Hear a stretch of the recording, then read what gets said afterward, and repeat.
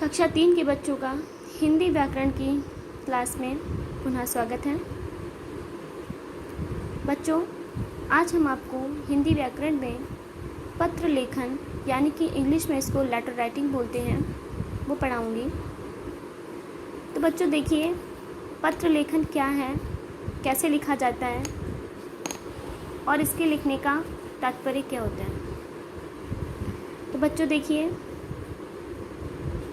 बच्चों आपको पता है कि हम पत्र द्वारा अपनी बात दूर बैठे अपने मित्र, दादा दादी, नाना नानी आदि तक बहुत आसानी से पहुंचा सकते हैं।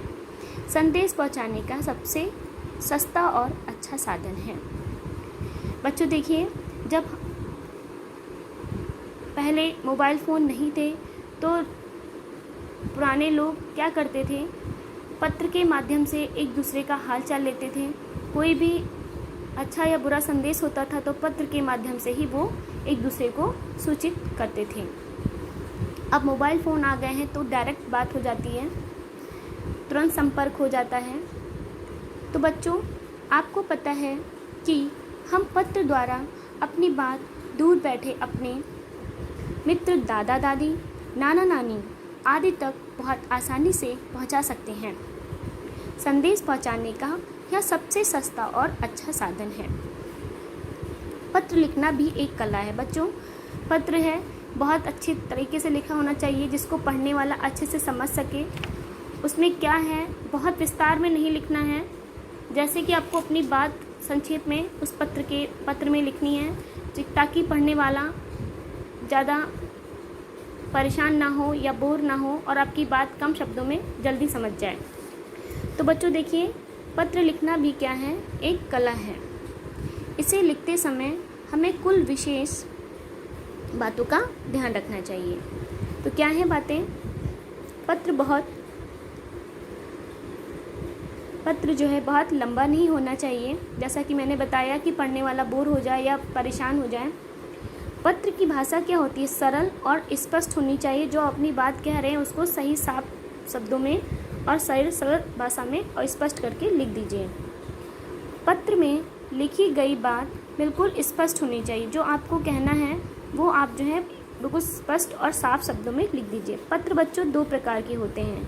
बच्चों आप देख रहे हैं ये कार्ड है, इसको पोस्ट कार्ड बोलते थे हम लोग, और ये नाम, पता और पिन लिखा जाता था और जिसको भेजना होता था उसका नाम यहाँ लिखते थे, उसका पता लिखते थे, उसका पिन लिखते थे और इसको हम लोग पोस्ट करते थे और पत्र उस व्यक्ति तक पहुँच जाता था। तो बच्चों पत्र में लिखी गई बात बिल्कुल स्पष्ट होनी चाहिए। पत्र दो प्रकार के होते हैं, अनौपचारिक पत्र और औपचारिक पत्र। बच्चों देखिए, पत्र क्या है, दो भागों में बट गया है। एक अनौपचारिक पत्र होता है, दूसरा अनौपचारिक पत्र होता है। तो बच्चों अब देखिए, अनौपचारिक पत्र क्या होता है, घरेलू पत्र होता है। ठीक है, अनौपचारिक पत्र क्या होता है बच्चों, घरेलू पत्र होता है जो अपने मित्रों, सगे संबंधियों, रिश्तेदारों आदि को लिखे जाने वाले पत्र अनौपचारिक पत्र कहलाते हैं। बच्चों अगर आपसे पूछा जाए पत्र दो प्रकार के होते हैं और अनौपचारिक पत्र औपचारिक पत्र में क्या अंतर है तो बताइए। तो बच्चों ध्यान रखिएगा, अनौपचारिक पत्र जो होते हैं वो मित्रों, सगे संबंधियों, रिश्तेदारों को लिखे जाने वाले पत्र होते हैं। फिर से समझ लीजिए बच्चों, अनौपचारिक पत्र क्या होते हैं। अनौपचारिक पत्र अपने मित्रों, सगे संबंधियों, रिश्तेदारों आदि को लिखे जाने वाले पत्र अनौपचारिक पत्र कहलाते हैं। ध्यान रखें, अनौपचारिक पत्र रिश्तेदारों को लिखे जाते हैं, सगे संबंधियों को लिखे जाते हैं और मित्रों को लिखे जाते हैं। मैं बार बार इसलिए बता रही हूँ ताकि आप लोग इस चीज़ को समझ लें, ताकि रटने की ज़रूरत ना पड़े। इस वीडियो को देखकर आप इस बात को अच्छे से समझ लीजिए कि अनौपचारिक पत्र क्या होते हैं। अनौपचारिक पत्र वो होते हैं जो अपने मित्रों को लिखते हैं, रिश्तेदारों को लिखते हैं और सगे संबंधियों को लिखते हैं, वो होते हैं अनौपचारिक पत्र। अब आता है बच्चों औपचारिक पत्र यानी बाहरी पत्र, जो सरकारी कार्यालयों में प्रधानाचार्य, संपादक आदि को लिखे जाने वाले पत्र औपचारिक पत्र कहलाते हैं।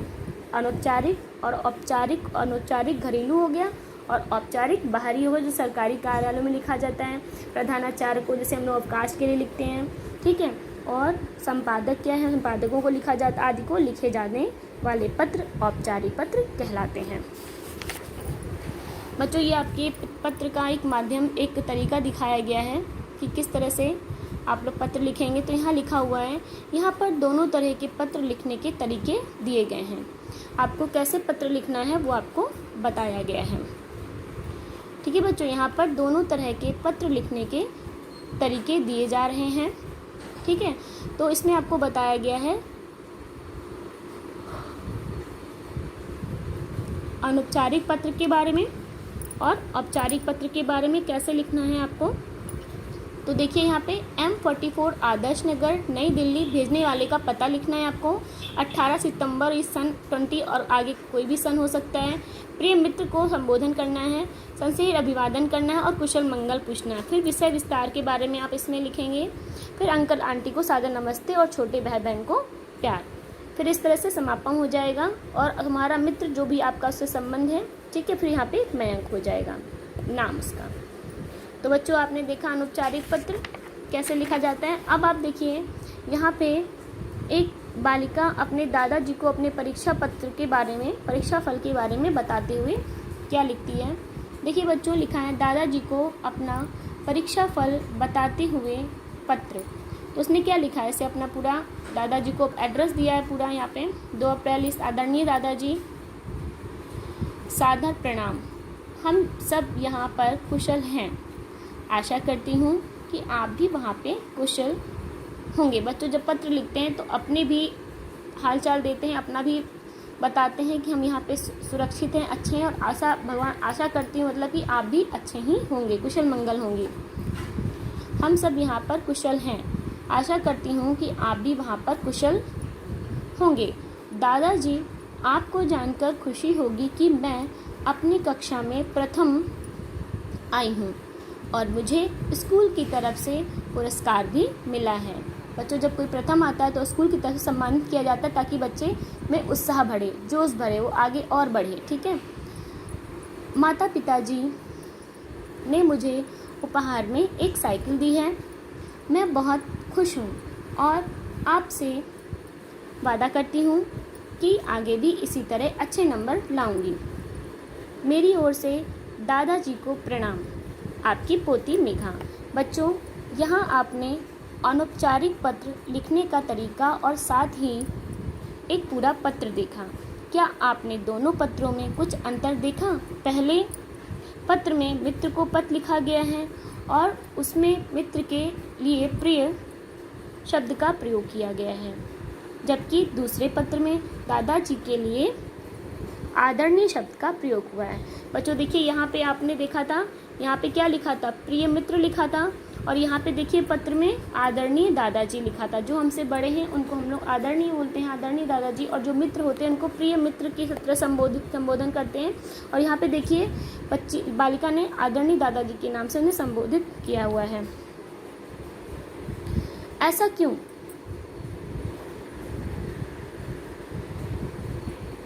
आदरणीय शब्द का ऐसा क्यों? ऐसा इसलिए क्योंकि पत्र लिखते समय हमें अपने से छोटों के लिए प्यार तथा बड़ों के लिए आदर का पता चलता है। जो हमारे अपने साथ के होते हैं उनको हम प्रिय बोलते हैं और जो हमसे बड़े होते हैं उनको हम आदर से क्या बोलते हैं, आदर का आदरणीय बोलते हैं, उन्हें सम्मान देते हैं, तो उन्हें आदर का पता चलता है। अब बच्चों देखिए, औपचारिक पत्र हैं। यहाँ पे मीरागंज पूरा एड्रेस लिखा हुआ है। फिर सेवा में प्रधानाचार्य, विद्यालय का नाम, कहाँ पे विद्यालय उसका, और विषय क्या है। जब आपको पत्र लिखा जाता है, औपचारिक पत्र लिखते हैं तो आपका विषय क्या होता है वो लिखना पड़ता है। अवकाश हेतु प्रार्थना पत्र। फिर महोदय को संबोधन करते हैं, अपना परिचय देते हैं, विस्तार बताते हैं, फिर धन्यवाद के साथ समापन करते हैं और अपना आज्ञाकारी छात्र छात्राएँ अपना नाम और पता लिखते हैं, अपनी क्लास लिखते हैं। तो आइए यहाँ पे देख लेते हैं किस तरह से लिखा गया है औपचारिक पत्र। देखिए बच्चों, यहाँ पे पूरा एड्रेस दिया हुआ है। फिर स्कूल का प्रधानाचार्य जी का सम्मान किया गया है।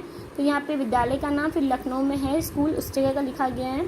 फिर देखिए 2 दिन के अवकाश के लिए पत्र लिखा गया है। तो निवेदन यहाँ है कि मैं कक्षा 3 A की छात्रा हूँ। मुझे कल रात से बुखार है, तेज़ बुखार है। डॉक्टर ने मुझे 2 दिन तक दवाई लेकर आराम करने की सलाह दी है, इसलिए मैं 9 नवंबर और 2020 से 10 नवंबर 2020 तक विद्यालय नहीं आ सकूंगी। कृपया आप मुझे 2 दिन का अवकाश प्रदान करने की कृपा करें। धन्यवाद। फिर आपकी आज्ञाकारिणी शिष्या, जो भी आपका नाम हो वो अपना नाम, क्लास और अपना सेक्शन लिख दीजिएगा। तो बच्चों, ये औपचारिक पत्र का तरीका आप लोग सीख लीजिएगा, ये बहुत अच्छा है, ताकि आप लोग कभी छुट्टी लें तो इसको आप लोग हिंदी में खुद से टीचर को लिखकर पत्र दें। तो बच्चों, ये आपका चैप्टर यहीं समाप्त होता है। फिर मिलेंगे नेक्स्ट वीडियो के साथ। तब तक आप बच्चों इस पत्र लेखन का अभ्यास अवश्य कर लें। धन्यवाद। फिर मिलेंगे।